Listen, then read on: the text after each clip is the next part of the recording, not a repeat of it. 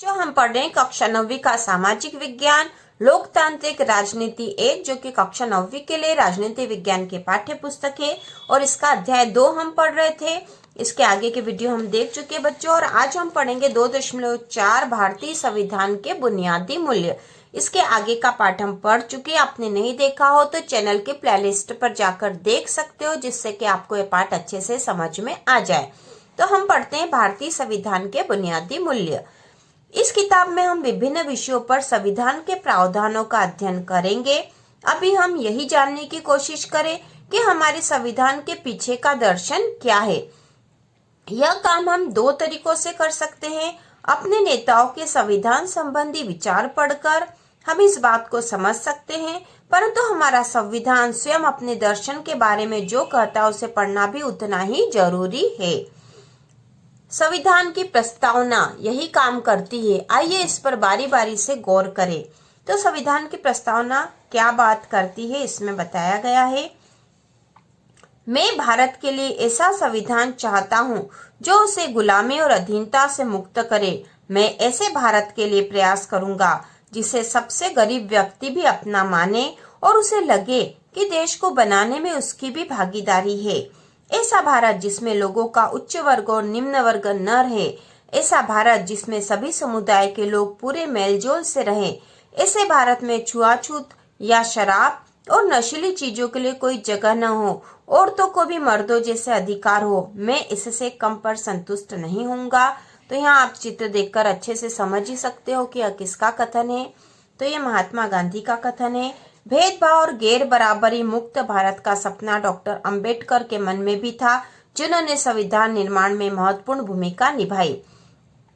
ठीक है, तो डॉक्टर अंबेडकर जो थे संविधान की प्रारूप समिति के अध्यक्ष थे। असमानता कैसे दूर की जा सकती, इस बारे में उनके विचार दूसरों से अलग थे। उन्होंने अक्सर गांधी और उनके नजरिए की कटु आलोचना की। संविधान सभा में दिए गए अपने अंतिम भाषण में उन्होंने अपनी चिंताओं को बहुत स्पष्ट ढंग से रखा था। तो इस प्रकार यहाँ पर जो डॉक्टर अंबेडकर के विचार जो थे उनके बारे में यहाँ बताया गया था। अब हम यहाँ पढ़ लेते हैं सपने और वायदे। आप में से कुछ को भारतीय संविधान निर्माताओं की सूची में एक बड़ा नाम न होने पर हैरानी हुई होगी, यानी महात्मा गांधी का नाम। वे संविधान सभा के सदस्य नहीं थे, पर संविधान सभा के अनेक सदस्य उनके विचारों के अनुयायी थे। 1931 में अपनी पत्रिका यंग इंडिया में उन्होंने संविधान से अपनी अपेक्षा के बारे में लिखा था। तो जो हमने पढ़ी थी वह 1931 में उनकी पत्रिका यंग इंडिया में जो उनके विचार छपे थे वो हमने पढ़ लिए हैं बच्चों। अब हम यहाँ पर कुछ विद्वानों के बारे में पढ़ेंगे जिन्होंने संविधान निर्माण में अपना योगदान दिया था। तो यहाँ पे हम पढ़ेंगे बलदेव सिंह, जिनका जन्म 1901, मृत्यु 1961, जन्म हरियाणा, सफल उद्यमी और पंजाब विधानसभा में पंथक अकाली पार्टी के नेता, संविधान सभा में कांग्रेस द्वारा मनोनीत, बाद में केंद्रीय मंत्रिमंडल में रक्षा मंत्री। ठीक है। दूसरे हैं कन्हैयालाल माणिकलाल मुंशी, 1887 से 1971, जन्म गुजरात, वकील, इतिहासकार और भाषाविद, कांग्रेसी नेता और गांधीवादी, बाद में केंद्रीय मंत्रिमंडल में मंत्री, स्वतंत्र पार्टी के संस्थापक। ठीक है। और अगला नाम है श्यामा प्रसाद मुखर्जी, 1901 से 1953, जन्म पश्चिम बंगाल, अंतरिम सरकार में उद्योग एवं आपूर्ति मंत्री, शिक्षाविद और वकील, हिंदू महासभा में सक्रिय, बाद में भारतीय जनसंघ के संस्थापक।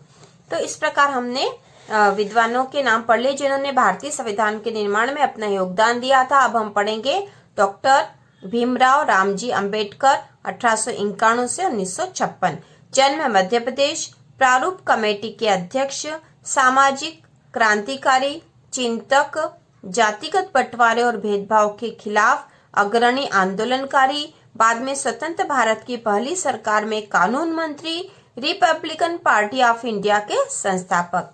अगला नाम है बच्चों जवाहरलाल नेहरू, 1889 से 1964, जन्म उत्तर प्रदेश, अंतरिम सरकार के प्रधानमंत्री, वकील और कांग्रेसी नेता, समाजवाद, लोकतंत्र और साम्राज्यवाद विरोध के पक्षधर, बाद में भारत के प्रथम प्रधानमंत्री। ठीक है।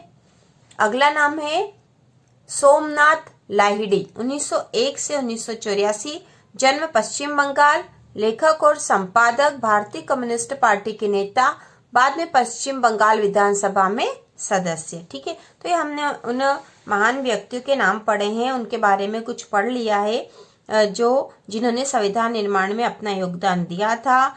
अब आगे हम पढ़ेंगे 26 जनवरी 1950 को हम विरोधाभासों से भरे जीवन में प्रवेश करने जा रहे हैं। तो ये विचार किसके थे बच्चों, जो हम पढ़ रहे थे अभी, डॉक्टर अंबेडकर के बारे में बताया गया है कि उन्होंने अक्सर गांधी जी और उनके नजरिए की कटु आलोचना की। संविधान सभा में दिए गए अपने अंतिम भाषण में उन्होंने अपनी चिंताओं को बहुत स्पष्ट ढंग से रखा था।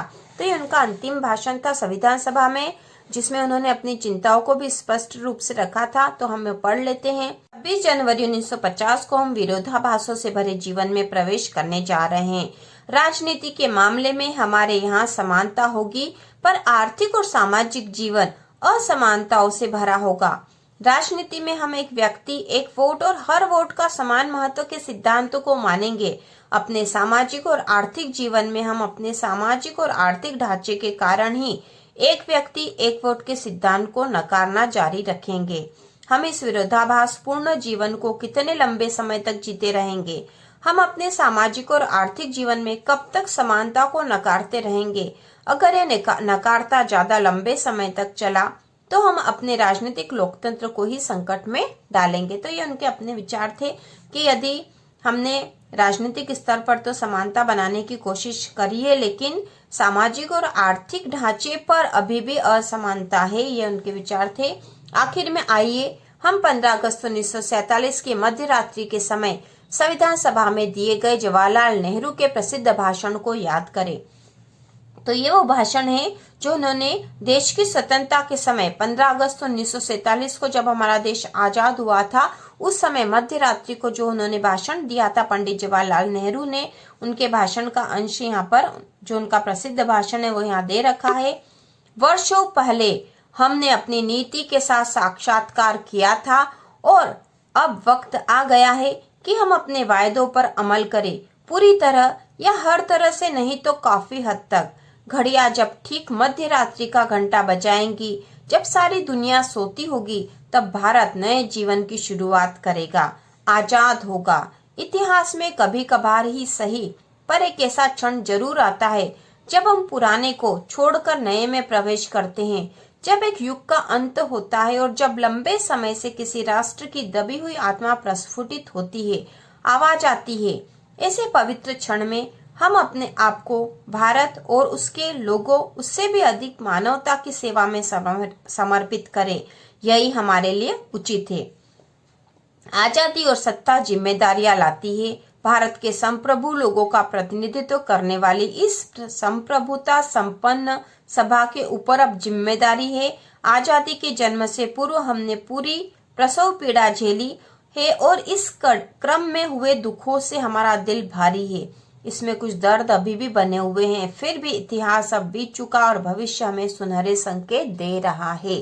यह भविष्य बहुत आराम करने या सुस्ताने का नहीं, बल्कि उन वायदों को पूरा करने के लिए निरंतर प्रयास करने का है जिन्हें हमने अक्सर किया है, और एक शपथ हम आज भी लेंगे। भारत की सेवा करने का अर्थ है दुख और परेशानियों में पड़े लाखों करोड़ों लोगों की सेवा करना।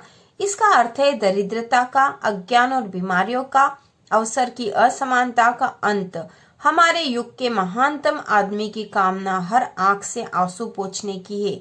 संभव है यह काम हमारे भर से पूरा न हो, पर जब तक लोगों की आंखों में आंसू है, कष्ट है, तब तक हमारा काम खत्म नहीं होगा। तो यह वह प्रसिद्ध भाषण है जो पंडित जवाहरलाल नेहरू ने 15 अगस्त 1947 को देश की आजादी के समय मध्य रात्रि के समय कहा था। तो इस प्रकार हमने यहाँ तक पढ़ लिया बच्चों।